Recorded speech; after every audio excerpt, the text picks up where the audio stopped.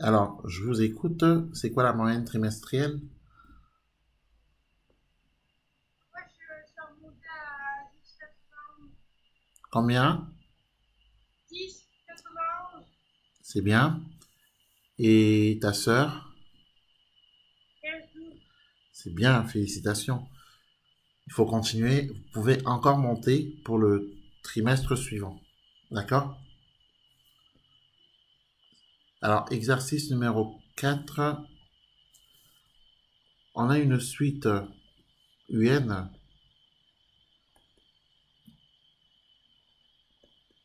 qui est définie par sa forme explicite n plus 1 sur n au carré plus 1 pour n appartenant à grand N. Alors on demande ici de calculer les 5 premiers termes, mais moi, on va s'arrêter aux 2 premiers termes. Les autres termes, vous pourrez les calculer vous-même, évidemment, hein, parce que sinon, ça va être bien long. Donc du coup, ce que vous devez penser déjà ici, je crois, hein, ce qu'il faut penser, c'est que petit n appartient à grand N. Petit n appartient à grand N et surtout de penser que grand N c'est l'ensemble des entiers naturels et le premier des entiers c'est 0. Voilà, l'entier suivant c'est 1, 2, puis 3, puis 4, puis 5, etc. Donc, pour calculer le premier terme, il faut donc utiliser le premier des entiers, puisque c'est bien le premier des entiers qui va déterminer le premier terme. Donc, n prend la valeur 0. Donc, si on fait prendre à n la valeur 0, ça veut dire que le premier terme, c'est U0. Est-ce que vous avez compris? Et donc, du coup, U0 égale, il suffit de remplacer n par 0. Donc, ça fait 0 plus 1 divisé par 0 au carré plus 1. U0 égale 1 sur 1. Et donc, U0 est égal à 1. Le premier terme de cette suite, c'est U0 égale 1. Le deuxième terme de cette suite, cette fois-ci, on va remplacer n par l'entier suivant. Donc, l'entier suivant, c'est 1.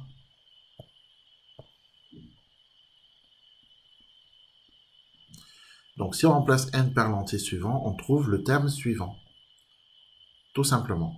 Et ainsi de suite, en fait, hein.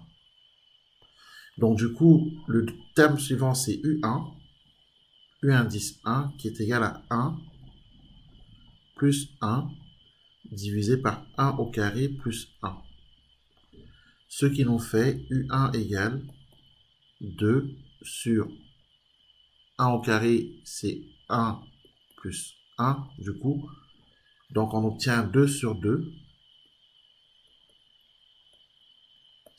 Donc, U1 est égal à 1. Et ça, c'est le deuxième terme. Voilà. Et pour calculer le troisième terme, qu'on ne fera pas, mais le troisième terme, c'est quand on remplace n par l'entier suivant, c'est-à-dire par 2. Donc, ici,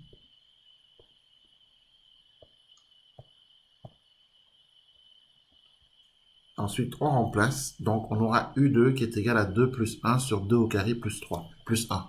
Donc, U2 égale 2 plus 1 divisé par 2 au carré plus 1. Et ainsi, on trouve U2, le troisième terme. Voilà. Et ainsi de suite, en fait. Puis après, on remplace N par, par 3. Puis ensuite, on remplace N par 4, puis par 5, puis par 6, etc. Voilà.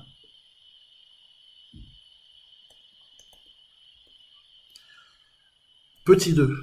Petit 2.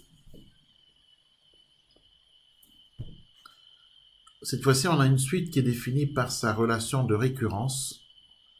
Un plus 1 égale 2 un et par son premier terme U0. Donc on nous donne le premier terme U0 qui est égal à 1 et on nous donne la relation de récurrence Un plus 1 qui est égal à 2 Un. Pour tout N appartenant à grand N.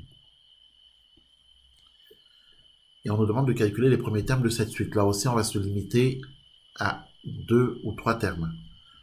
Donc, ici, le cas de cette suite, c'est le cas où le premier terme est connu, parce que le premier terme, le voici. D'accord? Et il est donné. Donc, quand une suite est définie par sa relation de récurrence, le premier terme est donné. Donc, il n'est nul besoin de le calculer. Donc, le premier terme, c'est bien U0 égale 1. Maintenant, le deuxième terme, lui, il faut le calculer. Et pour calculer le deuxième terme, la méthode est la suivante. On va utiliser cette égalité, cette relation, dite relation de récurrence.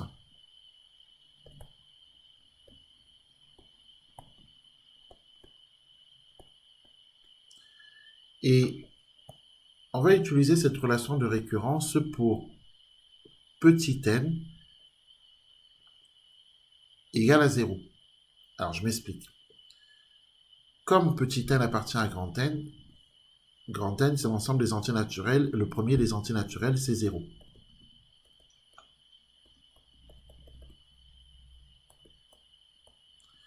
Donc, ça veut dire qu'il va falloir qu'on utilise la relation de récurrence avec le premier des entiers naturels, avec n égale 0. Puis ensuite, il va falloir qu'on l'applique avec le deuxième des entiers, avec n égale 1. Puis avec le troisième des entiers, n égale 2. Puis avec le quatrième des entiers, n égale 3. Et en faisant cela, on va successivement trouver les termes de cette suite. Donc, du coup, pour écrire la méthode, on va simplement dire que on utilise la relation de récurrence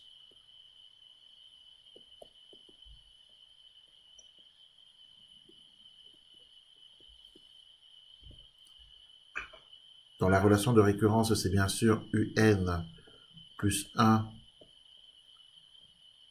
égale 2un. Et bien cette relation de récurrence, on va l'utiliser avec le premier des entiers, donc avec n égale 1, puis n égale 2, puis n égale 3, etc.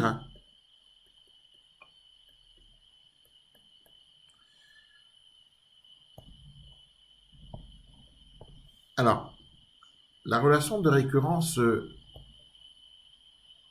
utilisée avec le premier des entiers, ça veut dire qu'on va remplacer n ici par 0. Puisque le premier des entiers, c'est 0. Et donc, avec le premier des entiers,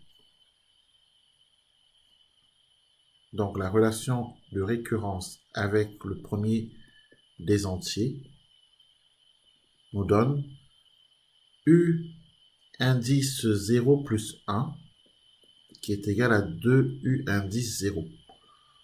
Autrement dit, U1 égale 2 fois U0. Mais comme U0 c'est 1, puisqu'on le sait ici, hein, U0 c'est 1, donc 2 fois 1. Donc U1 est égal à 2. Et là, on vient de trouver le deuxième terme de la suite UN. Pour trouver le troisième terme de la suite UN, on va là aussi utiliser la relation de récurrence avec l'entier suivant, avec n égale 2. Donc, utiliser la relation de récurrence avec l'entier suivant, avec n égale 1 plutôt, hein, puisque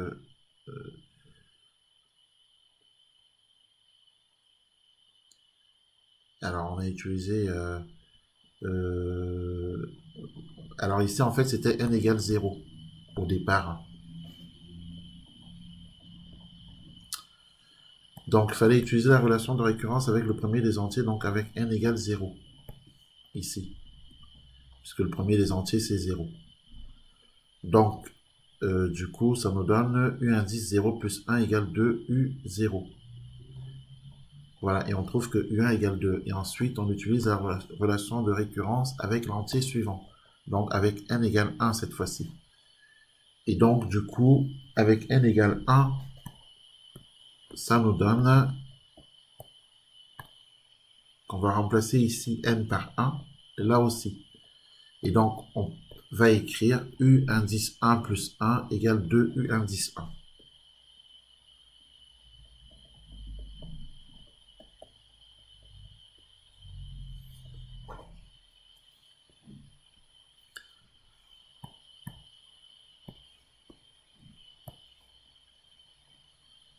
Donc, on obtient U indice 2 égale 2 fois U1. Et comme U1 est égal à 2, bah, ça fait 2 fois 2. Et 2 fois 2, c'est égal à 4. Donc, U2 est égal à 4. Donc, le troisième terme vaut 4. Et pour avoir le quatrième terme, bah, on continue. Toujours en appliquant la relation de récurrence avec l'entier suivant. Donc, cette fois-ci, n égale 2, puis n égale 3, puis n égale 4, n égale 5, etc. en fait. Donc, avec n égale 2, ça va donner qu'on mettra 2 ici. Donc, on obtient U indice 2 plus 1 égale 2 U indice 2.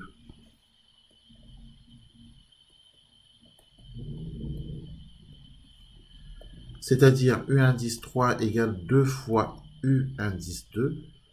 Et comme U indice 2 est égal à 4, bah, ça fait 2 fois 4. Et donc U3, le quatrième terme, est égal à 8.